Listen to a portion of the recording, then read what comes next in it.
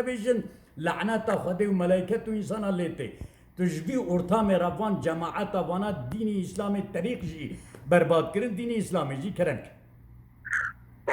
وقت زمان بعد صدام تشتغل بكم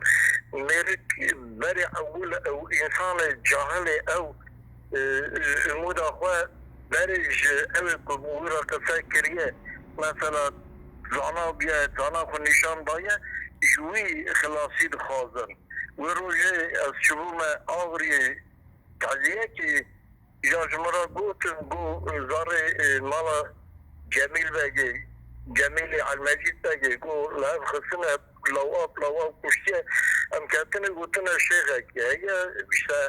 او گو میره لایابه خود کشتیه شیخی ویه یا گوتیه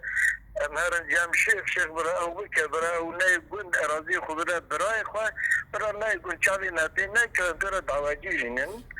الشيخ طالها تيا كما رانتا شيخ جهاتيا بريني قو من برسيه نقولتيا قالوا ابا الشيخات تشيش شويشة تشيا وتيا صوفيا كوبي بيعات تكن وقت برا صلاة برمش ده لعلي فري علي جنة دساكنة وقت ياكي ورا البر فري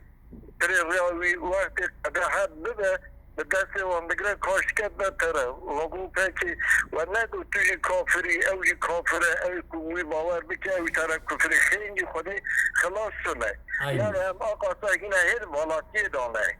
هنا هي هم أقاطع بكل ناكن أم إنسان خود سر وقت ناكن أدولا جارا كفر بكل خانما من إيسال كلو 4 سال ويا الجنة هنا ايش مرة بيت خيبر شيخات كي از خيبر شيخ ناكم از خيبر شيخ منافقتكم از بيجن او براج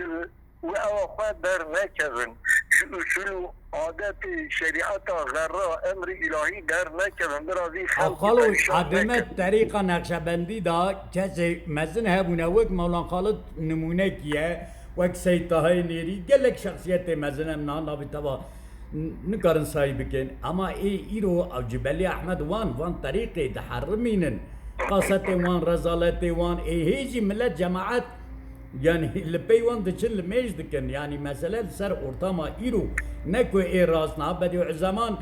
لسر فكرة امتي قوتيه برا كرد وترك وعرب وعجم تبين يك حقي وان وكهبه نيجي افتراء دابين بديو زمان جد بين حركة الشيخ سعيد دستك نكريه فلان ابان افترانا بلقى الجمانة كتب افترانا